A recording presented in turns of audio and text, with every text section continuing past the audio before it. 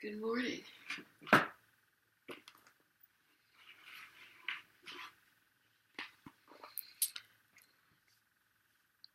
I have wakened in thy shelter, O my God. And it becometh him that seeketh that shelter to abide within the sanctuary of thy protection, and the stronghold of thy defense. Illumine my inner being, O my Lord, with the splendors of the dayspring of thy revelation.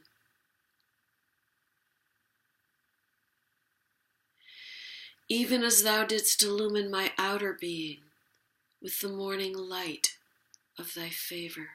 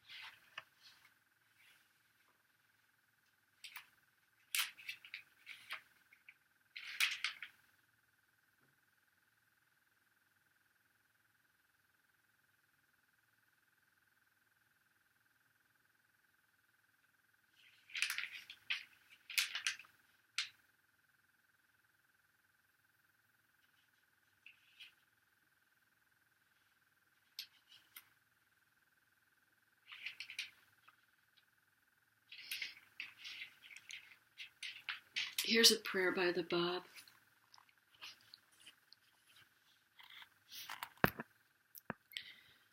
Ordain for me, O my Lord, and for those who believe in thee, that which is deemed best for us in thine estimation, as set forth in the Mother Book. For within the grasp of thy hand thou holdest the determined measures of all things.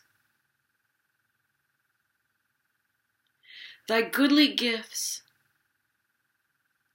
are unceasingly showered upon such as cherish thy love. And the wondrous tokens of thy heavenly bounties are amply bestowed on those who recognize thy divine unity. We commit unto thy care whatsoever thou hast destined for us, and implore thee to grant us all the good that thy knowledge embraceth. Protect me, O my Lord, from every evil that thine omniscience perceiveth, inasmuch as there is no power nor strength but in thee. No triumph is forthcoming save from thy presence, and it is thine alone to command. Whatever God hath willed hath been, and that which he hath not willed shall not be. There is no power nor strength except in God, the most exalted, the most mighty.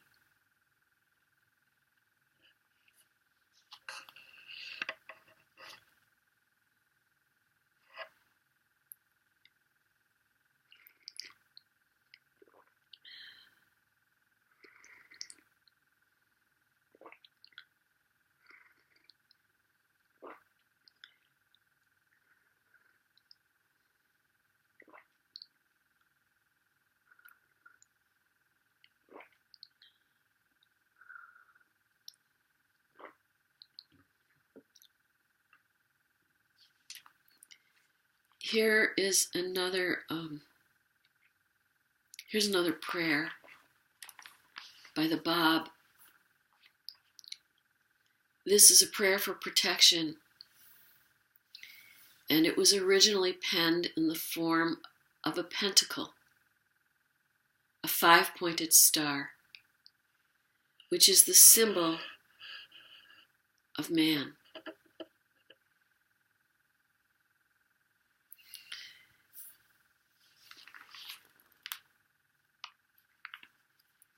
In the name of God, the Lord of overpowering majesty, the all-compelling,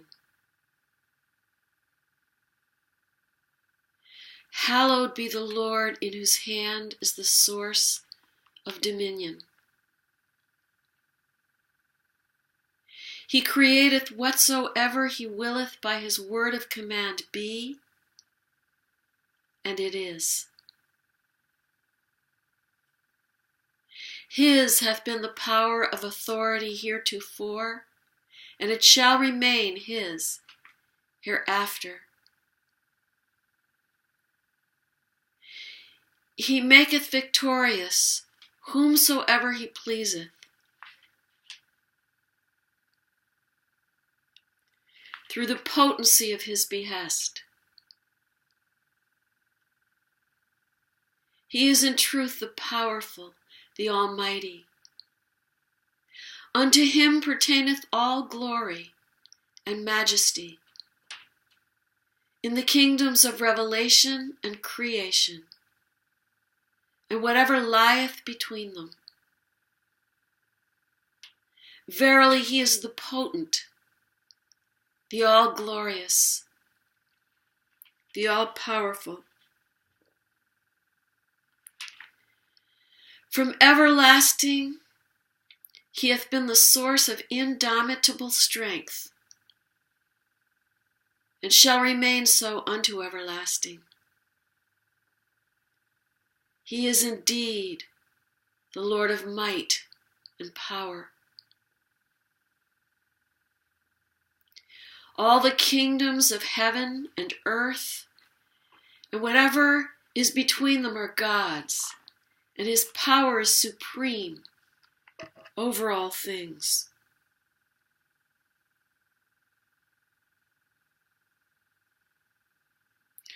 All the treasures of earth and heaven and everything between them are his, and his protection extendeth over all things. He is the creator of the heavens and the earth, and whatever lieth between them, and he truly is a witness over all things. He is the Lord of reckoning for all that dwell in the heavens and in the earth, and whatever lieth between them, and truly God is swift to reckon. He setteth the measure, a sign to all who are in the heavens and the earth, and whatever is between them. Verily he is the supreme protector. He holdeth in his grasp the keys of heaven and earth, and of everything between them. At his own pleasure doth he bestow gifts, through the power of his command. Indeed, his grace encompasseth all, and he is the all-knowing. Say, God sufficeth unto me. And nothing in the heavens or in the earth but God sufficeth. He is the one who holdeth in his grasp the kingdom of all things, through the power of his hosts of heaven and earth, and of everything between them. He protecteth whomsoever among his servants he willeth. God, in truth, keepeth watch over all things. Immeasurably exalted art thou, O Lord. Protect us from what lieth in front of us and behind us, above our heads, on our right, on our left, below our feet, and every other side to which we are exposed. Verily, thy protection over all things is unfailing.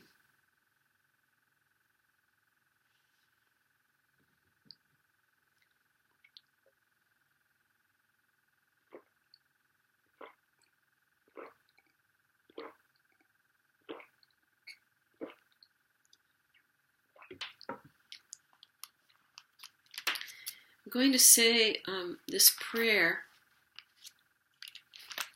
by Abdul Baha. It's the tablet of visitation, so it's the tablet that's read at his shrine. And Abdul Baha wrote about this prayer, "Whoso reciteth this prayer with lowliness and fervor will bring gladness and joy to the heart of this servant. It will be even as meeting him face to face."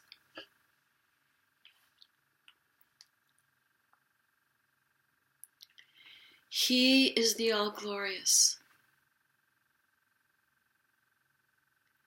O God, my God, lowly and tearful, I raise my suppliant hands to thee and cover my face in the dust of that threshold of thine.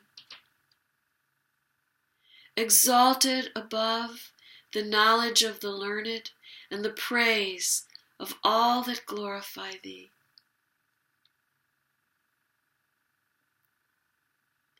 Graciously look upon thy servant, humble and lowly at thy door,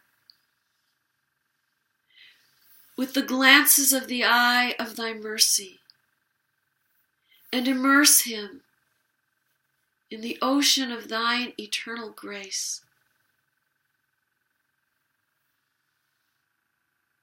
Lord, he is a poor and lowly servant of thine, enthralled and imploring thee, captive in thy hand, praying fervently to thee, trusting in thee, in tears before thy face, calling to thee and beseeching thee, saying, O Lord my God, give me thy grace to serve thy loved ones. Strengthen me in my servitude to thee. Illumine my brow with the light of adoration in thy court of holiness and of prayer to thy kingdom of grandeur.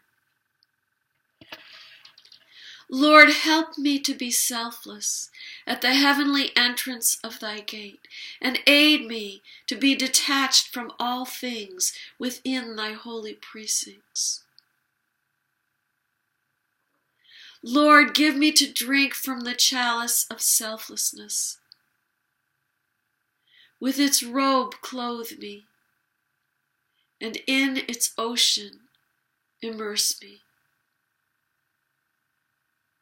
Make me as dust in the pathway of thy loved ones, and grant that I may offer up my soul for the earth, ennobled by the footsteps of thy chosen ones in thy path. O Lord of glory in the highest. With this prayer, doth thy servant call thee at dawntide and in the night season. Fulfill his heart's desire, O Lord. Illumine his heart, gladden his bosom, kindle his light, that he may serve thy cause and thy servants. Thou art the bestower, the pitiful, the all-bountiful, the gracious, the merciful, the compassionate.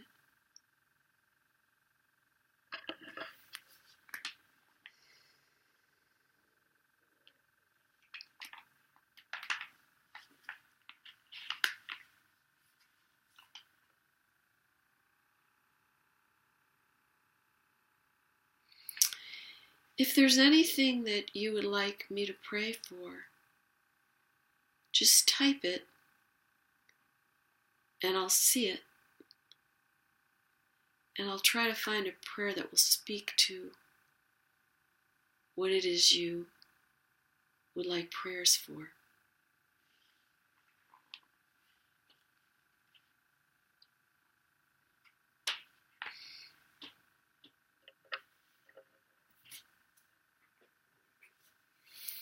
Okay, I'm going to move now to the hidden words of Bahá'u'lláh. We'll continue where we left off.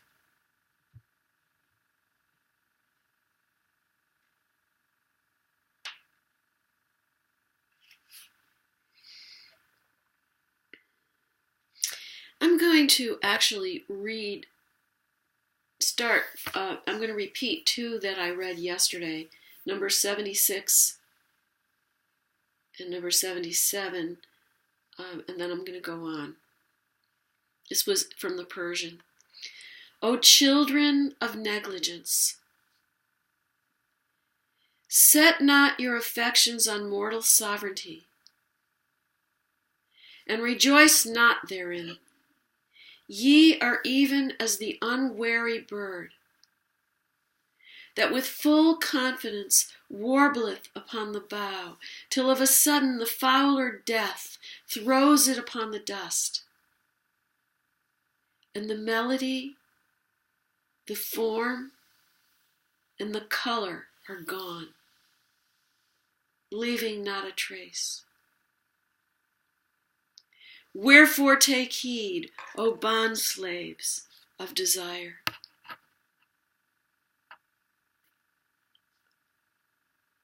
O son of my handmaid,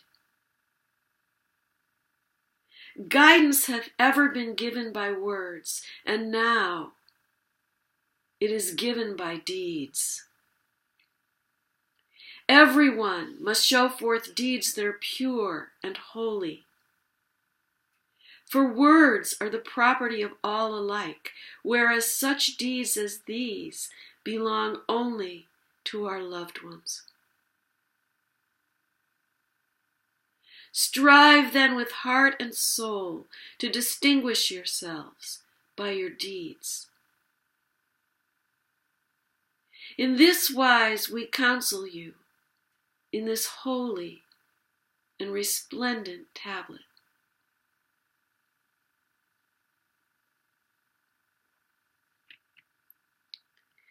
O Son of Justice, in the night season, the beauty of the immortal being hath repaired from the emerald height of fidelity unto the Sadratul Muntaha.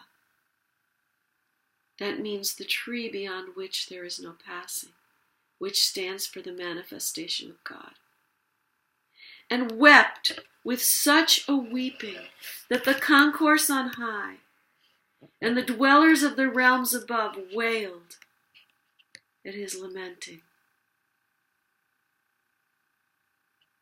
Whereupon there was asked, why the wailing and weeping? He made reply, as bidden I waited expectant upon the hill of faithfulness, yet inhaled not from them that dwell on earth the fragrance of fidelity. Then summoned to return, I beheld, and lo, certain doves of holiness were sore tried within the claws of the dogs of earth. Therefore the maid of heaven hastened forth unveiled and resplendent from her mystic mansion, and asked of their names. And all were told but one. And when urged, the first letter thereof was uttered, whereupon the dwellers of the celestial chambers rushed forth out of their habitation of glory, and whilst the second letter was pronounced, they fell down, one and all, upon the dust. At that moment, a voice was heard from the inmost shrine. Thus far, and no farther. Verily, we bear witness to that which they have done and are now doing.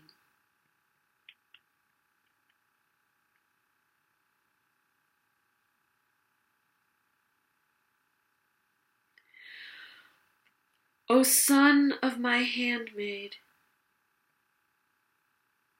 quaff from the tongue of the merciful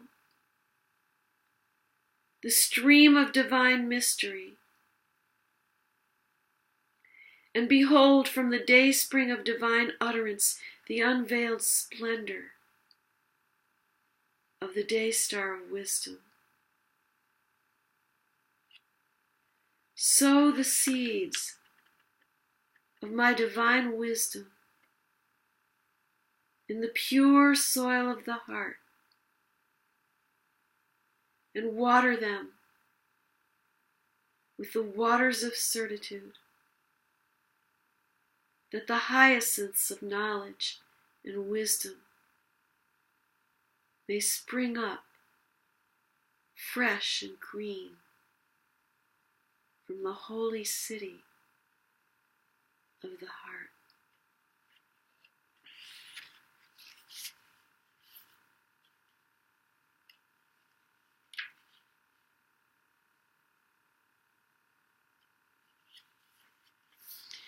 That's almost exactly like another one that was set to music by Tom Price for choir.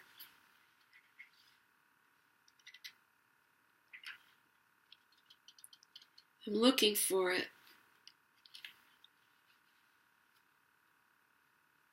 I'd like to sing it for you, the melody. I can probably remember it.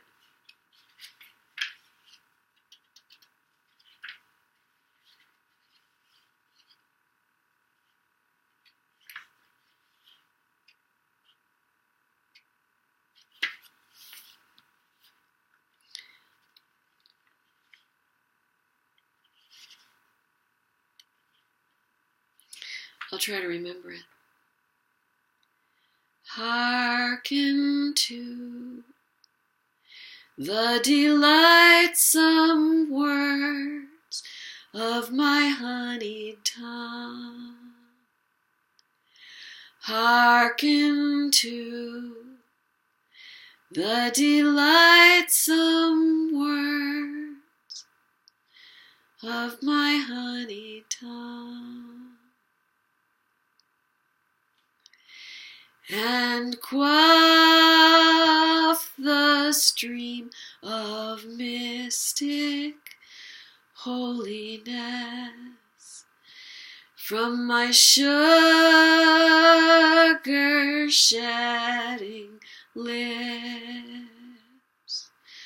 Ah, ah.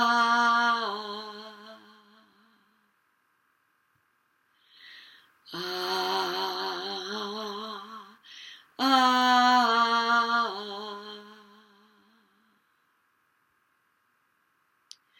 Sow the seeds of my divine wisdom in the pure soil of the heart, and water them with the waters of certitude, that the hyacinths of my knowledge and wisdom may spring up fresh and green in the sacred city of the heart.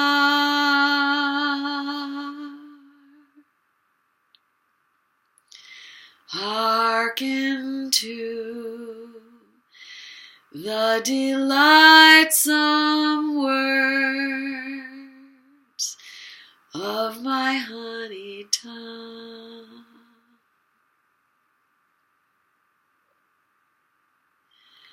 Hearken to the delightsome words of my honey tongue.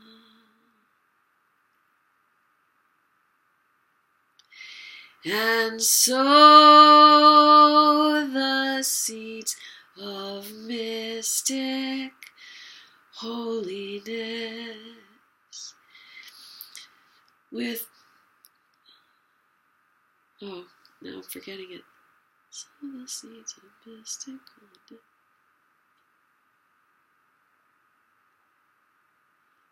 The hyacinths of my knowledge. No, that's not it. And sow the seeds of mystic holiness with the waters of my divine wisdom, that the hyacinths of my knowledge and wisdom may spring up fresh and green from the sacred city of the heart. Anyway, it goes something like that.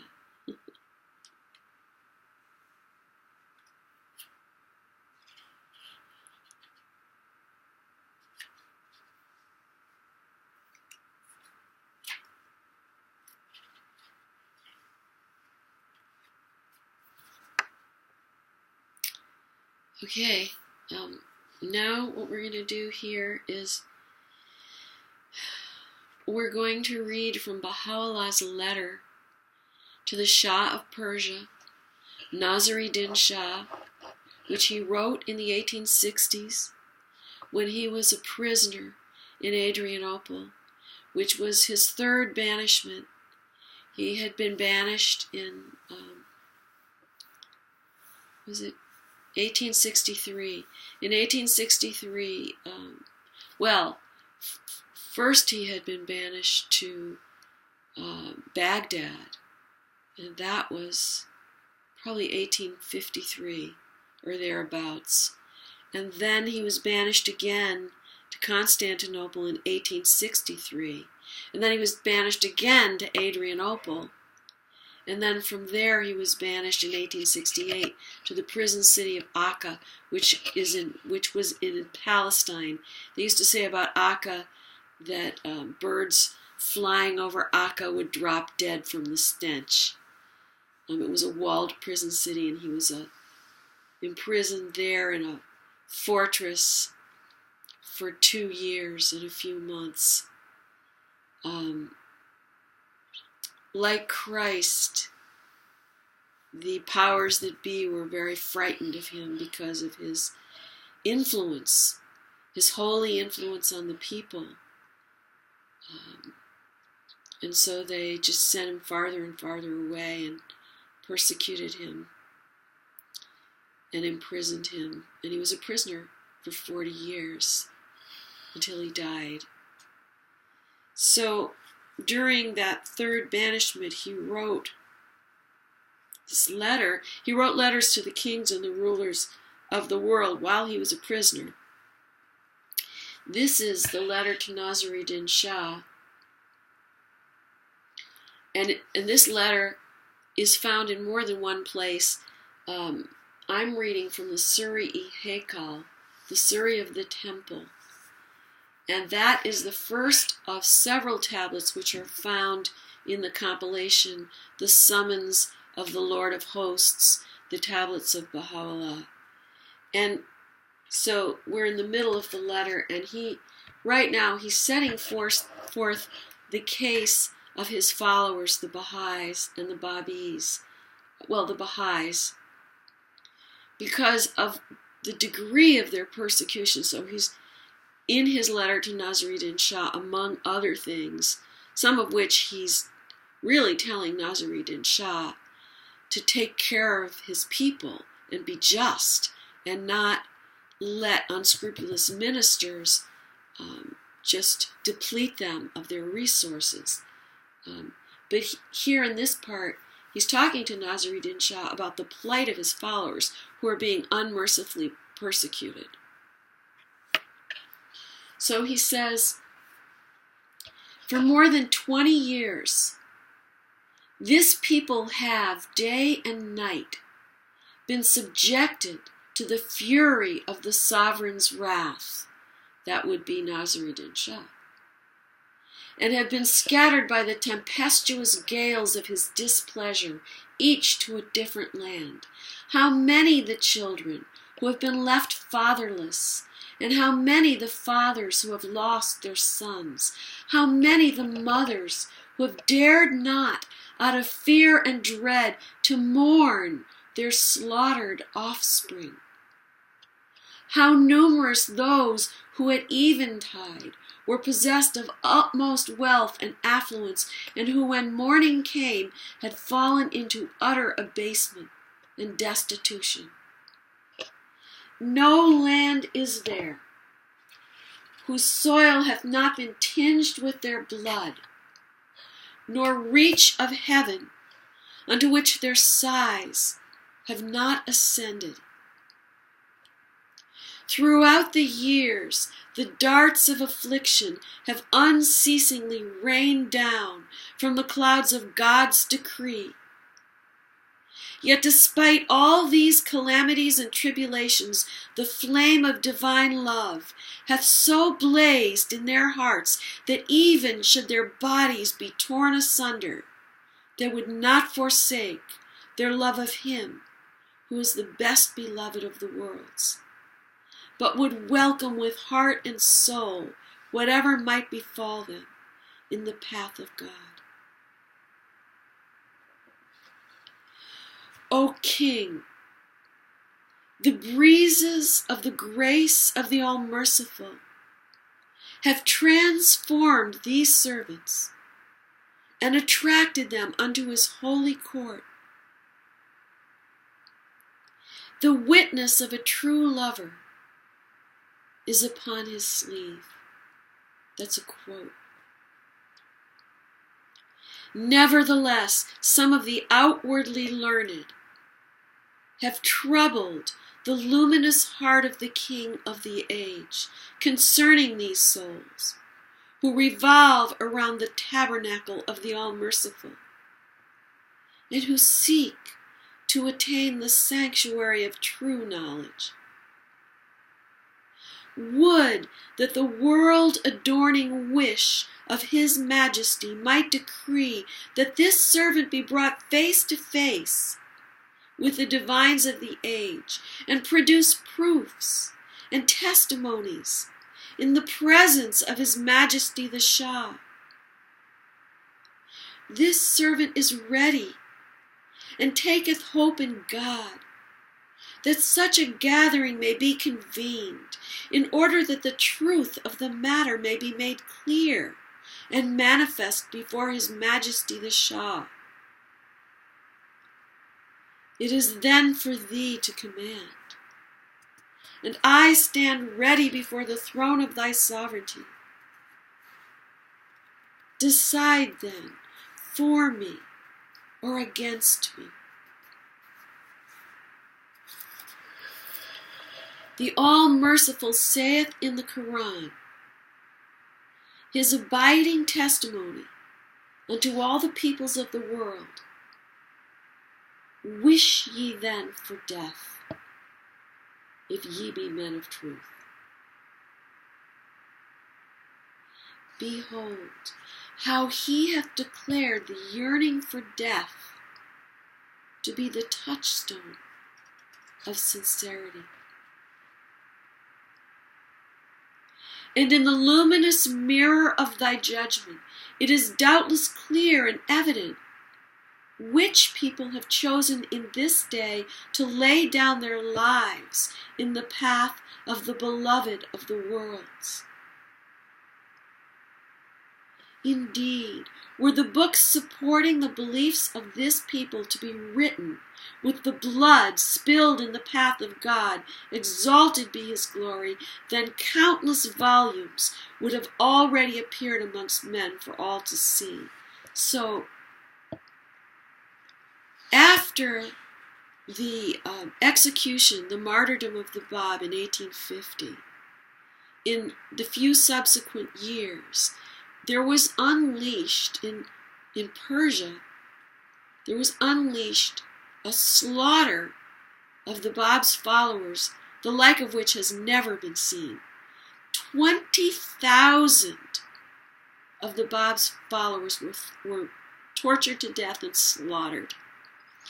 And all they had to do was say that they weren't Babis, but they wouldn't do it. They would not disavow their Lord. And Baha'u'lláh himself was thrown into an underground prison in Tehran, 3 flights below the ground, that was in absolute darkness and icy cold, where there was no light, no ventilation, no warmth, and no facilities. The 150 prisoners that were in there, thieves, highwaymen, and murderers that were in there awaiting execution, had to lie in their own filth. Most of them had neither clothes nor bedding on which to lie. And Baha'u'lláh and the other 40 Babis who were in there were chained. Baha'u'lláh at all times had a chain around his neck that weighed at least 100 pounds, and their feet were in stocks. And this was the condition in which they existed. Baha'u'lláh was in there for 4 months before the Russian minister arranged for his release. And then he was banished. And in the condition of, you can imagine how sick and weak he was. He and his family had to cross the treacherous, icy cold mountains into Iraq. And they said that it was the worst winter that had ever been seen. And Baha'u'lláh wrote that the cold was so intense that they could not speak, and that the ice and snow were so high that at times they could not move. And they didn't do anything wrong. They were just Babis.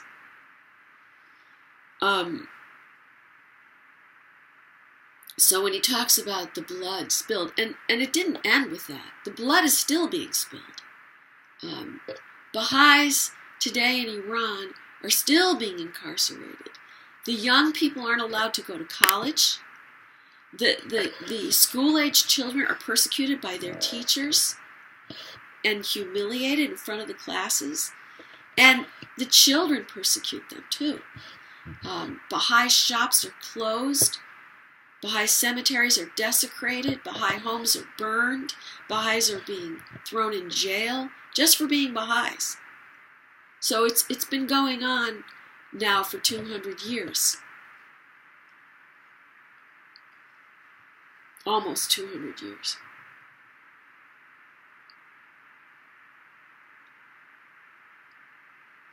So he goes on and he says, how we fain would ask, is it possible to impugn this people whose deeds are in conformity with their words, and to give credence instead to those who have refused to relinquish one jot of their worldly authority in the path of him who is the unconstrained, in the path of God. Some of the divines who have declared this servant an infidel have at no time met with me, never having seen me or become acquainted with my purpose. They have nevertheless spoken as they pleased and acted as they desired. Yet every claim requireth the proof, not mere words and displays of outward piety.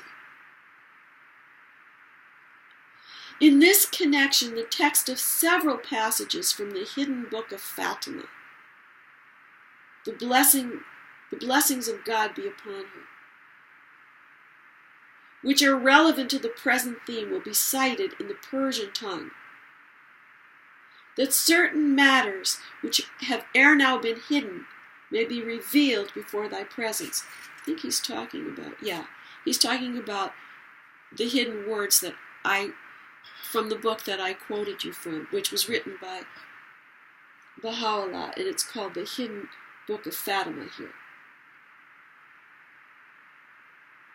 The people addressed in the aforementioned book, which is today known as the Hidden Words, are those who, though outwardly known for learning and piety, are inwardly the slaves of self and passion. He saith, O ye that are foolish, yet have a name to be wise, wherefore do ye wear the guise of the shepherd, when inwardly ye have become wolves, intent upon my flock? Ye are even as the star, which riseth ere the dawn, and which, though it seem radiant and luminous, leadeth the wayfarers of my city astray into the paths of perdition. And don't we see that today with these people who profess to be leaders of religion and exploit their followers? And likewise he saith, O ye seeming fair, yet inwardly foul, ye are like clear but bitter water, which to outward seeming is crystal pure, but of which, when tested by the divine assayer, not a drop is accepted. Yea, the sunbeam falls alike upon the dust in the mirror, yet differ they in reflection, even as doth the star from the earth. Nay, immeasurable is the difference. And also he saith, O essence of desire, at many a dawn have I turned from the realms of the placeless unto thine abode, and found thee on the bed of ease, busied with others than myself. Thereupon, even as the flash of the Spirit, I returned to the realms of celestial glory, and breathed it not in my retreats above, unto the hosts of holiness. And again he saith, O bond slave of the world, many a dawn hath the breeze of my loving kindness wafted over thee, and found thee upon the bed of heedlessness, fast asleep. Bewailing then thy plight, it returned whence it came.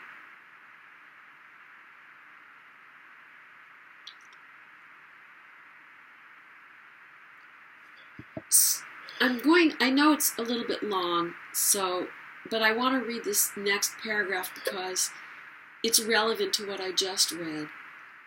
And I do want to say something about these paragraphs that I'm reading, but first I'm going to read this one.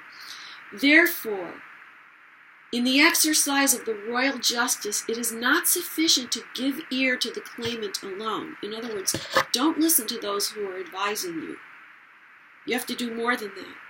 God saith in the Quran, the unerring balance that distinguisheth truth from falsehood, O ye who believe, if a wicked man come to you with news, clear it up at once, lest through ignorance ye harm others, and afterward repent of what ye have done.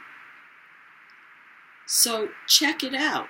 Don't just listen to what people say, because, in this case he's talking about unscrupulous ministers, but it holds true for us too. Don't just listen to the bad things that people say. Check it out for yourself. The holy traditions, moreover, contain the admonition, believe not the talebearer. Don't listen to gossip. Certain of the divines who have never seen us have misconceived the nature of our cause. Those, however, who have met us will testify that this servant hath not spoken, save in accordance with that which God hath commanded in the book, and that he hath called attention to the following blessed verse, exalted be his word. Do ye not disavow us merely because we believe in God, and in what he hath sent down unto us, and in what he hath sent down aforetime? In other words, he's saying, look at your own holy books. I'm just doing what your own holy books say to do. Is this the reason you don't believe in me? Now, I want to talk about these hidden words that I quoted above. Wherefore do you become the guise of, he says, ye who are foolish that have a name to be wise, and you become wolves. And he says, you seem like you're seemingly fair, yet inwardly foul, like clear but bitter water, and so forth. What I want to say about that is, I just want to share something that I've been going through lately. I am a very prayerful person. I'm very devoted to God and to the truth of all religions. And it's really my life. But inside, I'm always going through tests. Inside, there are many temptations that come to me. And they're, as you grow in the path of God, the temptations become subtler. They're not as obvious as they once were because you're growing. But they're still there. They're still inside yourself. And it's very hard sometimes to resist these temptations. And I have to really fight with myself and really pray a lot. And as I read these writings, I realize that if I were to give in to these temptations that are coming to me, I would become exactly what he's saying, outwardly fair, but inwardly foul.